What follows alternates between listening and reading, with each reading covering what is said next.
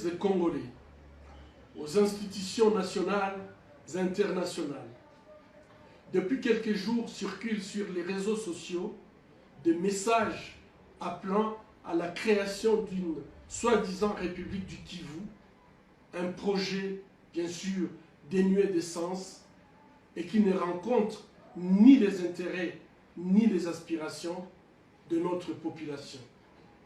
Hier, le 1er juillet 2020, les instigateurs de ces complots ont franchi une nouvelle étape en publiant une liste de membres de leur prétendu gouvernement sur laquelle mon nom a été illégalement inscrit. Je tiens tout d'abord à exprimer ma désapprobation face à ces agissements qui relèvent de l'usage du faux et de la diffamation passible de poursuites judiciaires. Ensuite, je tiens à attirer l'attention de notre population sur le piège que cachent ces fallacieux projets d'indépendance du Kivu. Objectivement, c'est une énième tentative de déstabilisation et de démembrement de notre pays. Ces auteurs seraient le même traître qui, depuis 25 ans, en complicité avec des forces étrangères, imposent à nos populations des guerres et des souffrances insupportables. Leur but est de nous voir divisés et affaiblis pour mieux piller nos ressources naturelles et asservir notre population. Ce sont les mêmes qui, depuis 10 ans, bloquent les rapports mapping des Nations Unies qui a répertorié 617 crimes graves commis en République démocratique du Congo entre 1993 et 2003. Le décompte macabre continue malheureusement jusqu'à ces jours.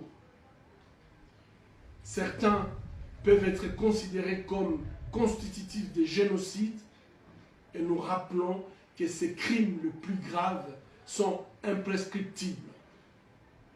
Rappelons que des femmes ont été enterrées vivantes, tout simplement puisqu'elles étaient congolaises. Des croyants calcinés dans des églises, des malades assassinés sur leurs lits d'hôpital, des populations des villages entiers massacrés, des femmes et des hommes violés. Ces crimes de guerre et crimes contre l'humanité ne peuvent être ni oubliés ni rester impunis.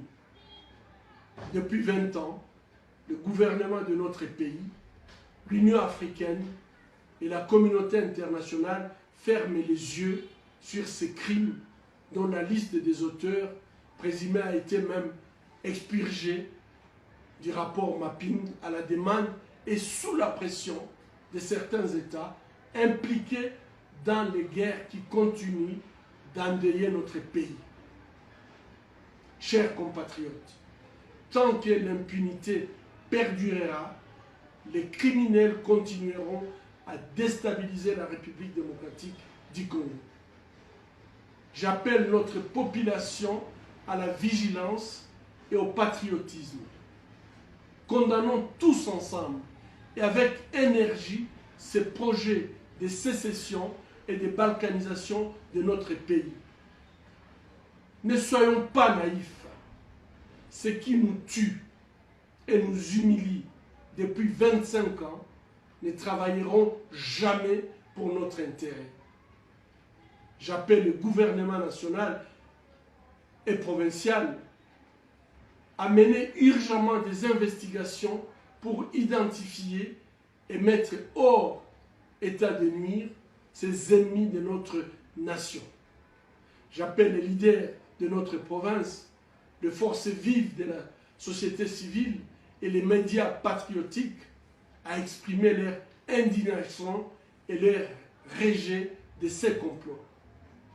Je les appelle à sensibiliser notre population afin qu'elle préserve l'intégrité de notre territoire national tel que reconquise le 30 juin 1960 et qu'elle continue à défendre la Constitution et la souveraineté de notre pays.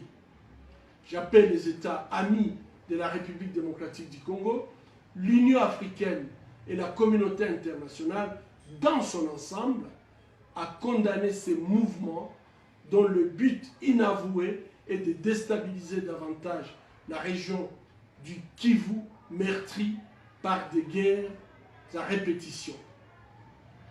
J'appelle la justice congolaise et la justice internationale enfin d'œuvrer à l'établissement d'un tribunal pénal international pour le Congo et ou des chambres spécialisées mixtes pour poursuivre et condamner les auteurs des crimes commis au Congo depuis au moins 30 ans jusqu'à ces jours.